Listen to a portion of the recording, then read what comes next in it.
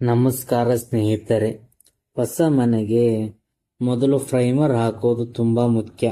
ಇವತ್ತಿನ ವಿಡಿಯೋದಲ್ಲಿ ಪ್ರೈಮರ್ ಅನ್ನು ಸರಿಯಾಗಿ ಹಾಕೋದು ಹೇಗೆ ಅಂತ ನೋಡೋಣ. ಮೊದಲನೇದಾಗಿ ನಮಗೆ ಬೇಕಾಗಿರೋದು ಒಳ್ಳೆ ಕ್ವಾಲಿಟಿ ವಾಲ್ ಪ್ರೈಮರ್ ಮತ್ತು ಪೇಂಟ್ ರೂಲರ್ ಮತ್ತು ಬ್ರಷ್.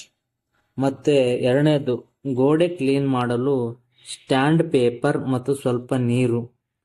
ಮೊದಲನೇ ಸ್ಟೆಪ್, ಗೋಡೆಯನ್ನು ಸಾಫ್ಟ್ ಮಾಡಬೇಕು. ಸ್ಟ್ಯಾಂಡ್ ಪೇಪರ್ ತಗೊಂಡು ಗೋಡೆ ಮೇಲಿರೋ ಧೂಳು, ಹಳೆ ಪೇಂಟ್ ಏನಾದರೂ ಇದ್ರೆ ಚೆನ್ನಾಗಿ ಉಜ್ಜಿ ಕ್ಲೀನ್ ಮಾಡಿ. ಧೂಳು ಇದ್ರೆ ಪ್ರೈಮರ್ ಸರಿಯಾಗಿ ಕೂರಲ್ಲ. ಎರಡನೇ ಸ್ಟೆಪ್, ಪ್ರೈಮರ್ ಮಿಕ್ಸ್ ಮಾಡಿಕೊಳ್ಳೋದು. ಕಂಪನಿ ಡಬ್ಬದ ಮೇಲೆ ಬರೆದಿರೋ ಅಳತೆಯಲ್ಲಿ ನೀರು ಹಾಕಿ. ತುಂಬಾ ತೆಳುವಾಗಬಾರದು ಮತ್ತು ತುಂಬಾ ಗಟ್ಟಿ ಆಗಬಾರದು. ಚೆನ್ನಾಗಿ ಮಿಕ್ಸ್ ಮಾಡಿಕೊಳ್ಳಿ. ಮೂರನೇ ಸ್ಟೆಪ್, ಪ್ರೈಮರ್ ಹಚ್ಚೋದು.